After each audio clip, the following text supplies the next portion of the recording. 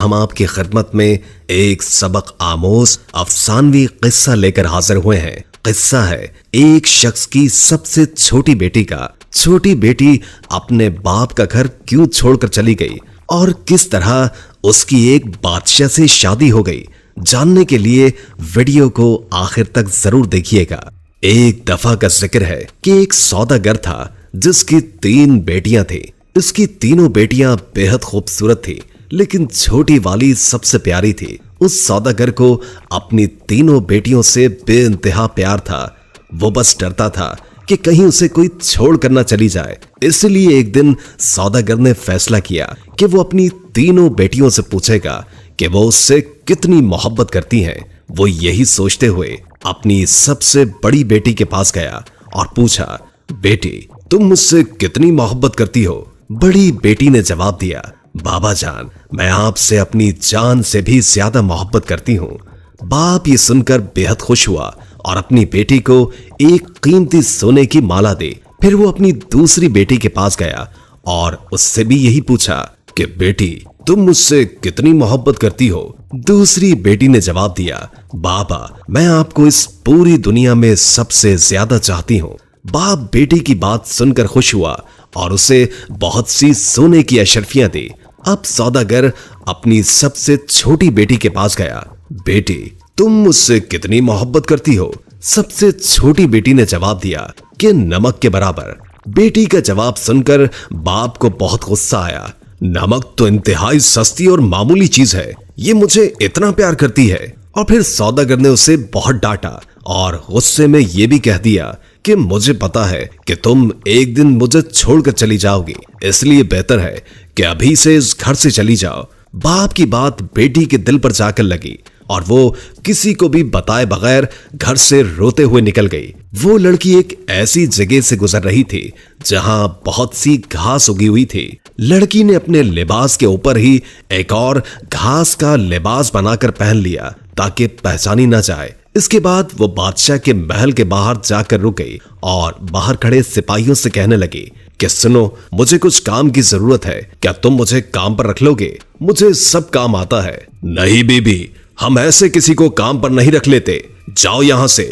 لڑکی اداس ہوئی لیکن پھر سے اصرار کرنے لگی، دیکھو مجھے کام کی بہت ضرورت ہے، میرے لائق کوئی تو کام ہوگا محل میں۔ اس سے پہلے کہ سپاہی انکار کرتا، ایک باورچی ان کے پاس آ کر کھڑا ہو گیا۔ اس نے شاید لڑکی کی بات سن لی تھی، اسے لڑکی پر بہت ترس آیا، اس لیے اس نے لڑکی کو اپنے ساتھ رکھ لیا۔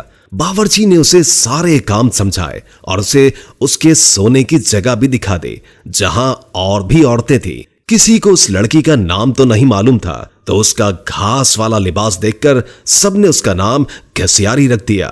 اگلے دن محل میں ہلچل مچی کہ بادشاہ ایک بہت بڑی تقریب کا انعقاد کر رہے ہیں، اس میں ہر کوئی شریک ہو سکتا ہے۔ تمام ملازم عورتیں اپنے آپ کو سنوارنے میں لگ گئی۔ جب تقریب کا دن آیا تو گھسیاری نے جانے سے انکار کر دیا اور کہا کہ اس کی طبیعت ٹھیک نہیں ہے، اور پھر سب اسے آرام کا کہہ کر چلے گئے۔ کچھ ہی دیر کے بعد گھسیاری اٹھی، اپنا گھاس والا لباس اتارا اور ایک خوبصورت سی پوشاک پہن لی جو وہ اپنے ساتھ لائی تھی، اور پھر اس تقریب میں چلی گئی۔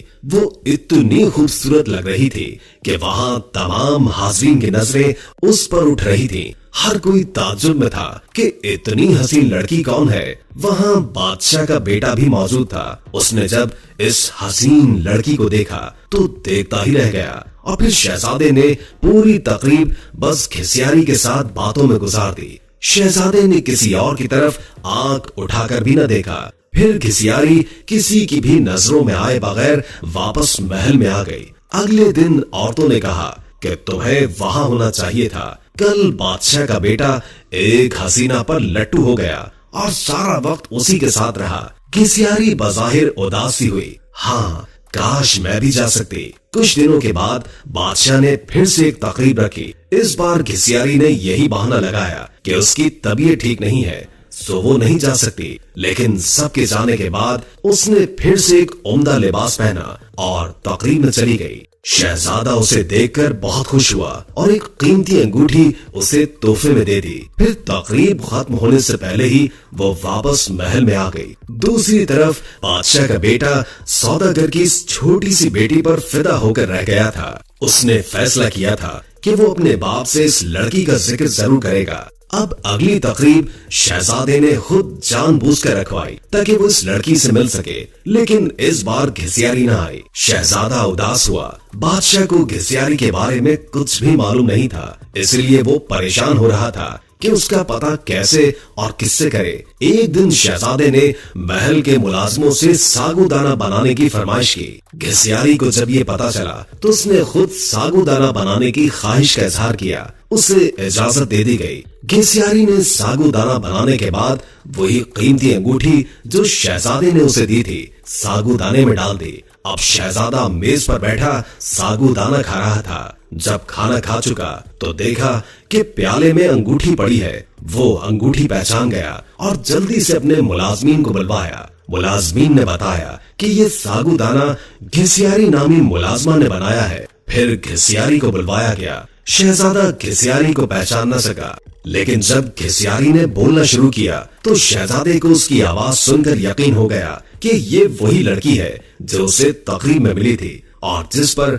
वो दिल हार बैठा है। फिर घिसियारी ने अपना सारा किस्सा शहजादे को बताया कि वो इस महल में किस तरह पहुंच गई। शहजादे ने घिसियारी का बादशाह को बताया और इन दोनों की शादी कर दी गई। शादी के बाद एक बहुत बड़ी तकरीब रखी गई। उस तकरीब में सिर्फ शहर के बड़े बड़े सौदागर और ओहदेदारों को बुलवाया गया था। घिसियारी के बाबा भी उस तकरीब में मौजूद थे।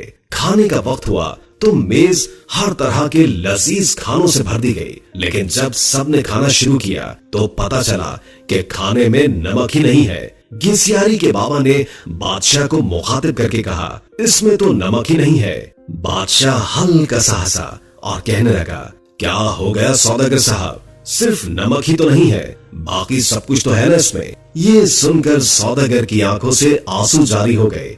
बादशाह ने उसे ताजुब से देखा और पूछा कि जनाब आप रोने क्यों लग गए। सौदागर ने कहा, आज मैं अपनी बेटी की बात समझ गया हूँ। खाने में नमक न हो तो चीज बदजायका हो जाती है, चाहे उस खाने में और कितने ही कीमती मसाला जात पड़े हों, लेकिन नमक के बगैर खाना कुछ भी नहीं। फिर सौदागर ने अपना किस्सा बादशाह को सुनाया और कहा कि मेरी बेटी मुझसे नाराज होकर चली गई है। मैंने उसे बहुत ढूंढा लेकिन वो नहीं मिली। मैं उसकी तरफ से बहुत परेशान रहता हूँ। सौदागर ने बादशाह को अपनी बेटी का हुलिया बताया तो बादशाह ने घिसियारी को बुलवाया और अपनी बेटी को सही सलामत देखकर बाप की खुशी का ठिकाना ही न था। सौदागर ने बेटी को गले लगाया और उससे माफिया मांग